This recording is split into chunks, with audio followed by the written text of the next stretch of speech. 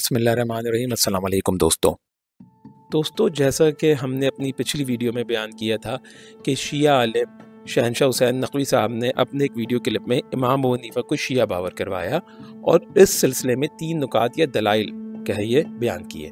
उनमें से पहला नुक्ता यानी इमाम अबू हनीफा का जनाब ज़ैद बिन अली बिन हुसैन के खुरूज में उनका साथ देने से मुताल्लिक़ दलील के अब्दाल पर हम एक मुफस्सिल वीडियो रिकॉर्ड करवा चुके हैं, जिसका लिंक नाज़रीन डिस्क्रिप्शन में देख सकते हैं।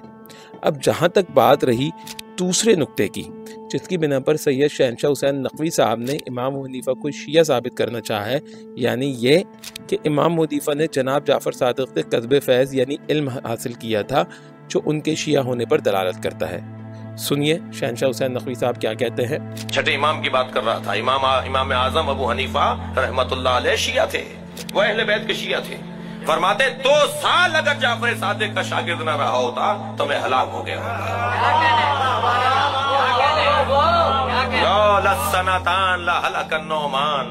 अगर 2 साल मेरी जिंदगी में ना होते जो जाफर सादिक के साथ गुजारे तो मेरी जिंदगी तबाह हो जाती। दोस्तों, जबकि हकीकत यह है कि शहनशाह हुसैन नकवी साहब के इस बयाने की तायद किसी सही सनद तारीखी रिवायत से नहीं होती। कुतुब अस्माउल व रिजाल में इमाम हनीफा के असल शयूख में कहीं भी जनाब जाफर सादिक का नाम नहीं आता। शेखुल इस्लाम अल्लामा इब्न तैमिया इस बाबत मिनहाजुस सुन्ना जिल्द 4 सफ़ा 143 में लिखते हैं, ये एक ऐसा झूठ है जिसे अदना इल्म का आदमी भी जानता है, क्योंकि अबू हनीफा तो जनाब जाफर सादिक के हम तबका थे। जनाब जाफर सादिक की वफात 148 हिजरी की है, जबकि इमाम हनीफा ने 150 हिजरी में वफात पाई। अबू हनीफा तो सादिक के वालिद अबू जाफर मोहम्मद अल बाक़िर के ज़माने में फतवा दिया करते थे, और ऐसी कोई बात मारूफ नहीं कि इमाम अबू हनीफा ने जनाब जाफर सादिक या उनके वालिद से कोई एक मसला भी लिया हो, बल्कि उन्होंने इल्म उन बुजुर्गों से हासिल किया जो उन दोनों से मोअम्बर थे, जैसे अता बिन अबी रबा और उनके उस्ताद हम्माद बिन अबी सुलेमान।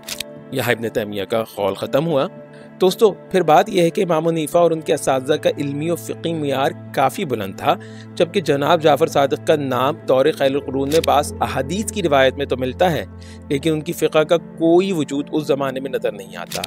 इसीलिए आज जिसे फ़िक़ह जाफ़री कहा जाता है, उसका जिक्र 14वीं सदी हिजरी में उस वक्त सामने आया जब बुवई शिया हुकूमत ने परपुरज़े निकाले और उस वक्त चंद इख्तिराई और वज़ई क़वानीन को जनाब जाफ़र सादिक़ की तरफ मंसूब करके फ़िक़ह के नाम पर रिवाज दिया जाने लगा।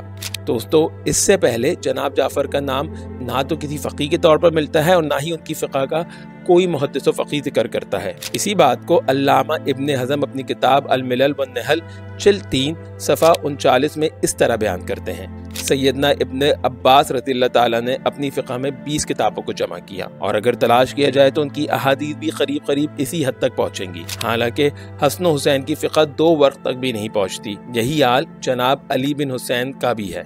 मोहम्मद बिन अली की हदीस और फ़िक़ह एक छोटे से जुज़ तक पहुँचती है, और इसी तरह से जनाब जाफ़र सादिक़ की भी। हालांकि रवाफ़िज़ का दावा यह है कि इमाम के पास शरीयत का कुल इल्म होता है। जाफ़र सादिक़ के बाद तो हमें नाइमा के इल्म का बिल्कुल पता ही नहीं चला, ना हदीस में ना फ़िक़ह में, बावजूद ये कि इन लोगों का ज़माना हमारे ज़माने के करीब है। अल्लामा इब्न हज़म का कौल ख़त्म हुआ। अलग़र्ज़ दोस्तों, इमाम अबू हनीफा का सारा इक्तिसाब इल्म जलीलुल क़दर असहाबे रसूल सल्लल्लाहु अलैहि वसल्लम के तलामज़ा से था, जैसा कि अता बिन अबी रबा जो कि सैयदना अब्दुल्ला बिन अब्बास के तिलमीज़ थे, जबकि सैयदना अब्दुल्ला इब्न मसूद का इल्म इमाम साहब ने इमाम हम्माद बिन अबी सुलेमान से हासिल किया था। बस इमाम साहब को हम असर अलवी हज़रात से इक्तिसाब इल्म की क़तई हाजत ना थी, और ना ही उनको इसका मौका मिला, क्योंकि इमाम साहब की बेशतर ज़िंदगी कूफा में गुजरी, जबकि जनाब जाफ़र सादिक़ का क़याम मदीने में रहा, जहाँ इमाम साहब का आना सिर्फ हज के मौक़े पर ही होता था।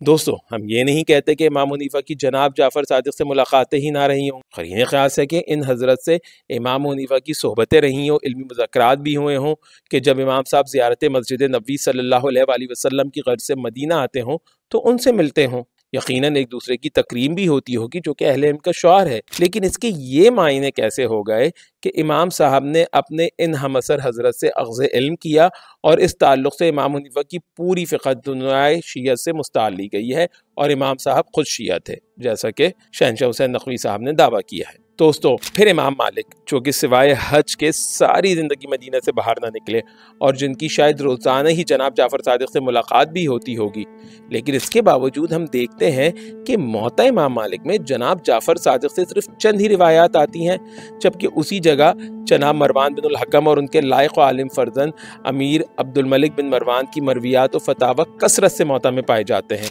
गोया जब मदीना में रहते हुए जनाब जाफ़र सादिक के इल्म का कोई ख़ास असर इमाम मालिक की फ़िक़ा पर नहीं पड़ सका, तो कूफा में मौजूद इमाम हनीफा की फ़िक़ा को जनाब जाफ़र सादिक के इल्म का मरहून मिन्नत गर्दाना छः मायनेदार।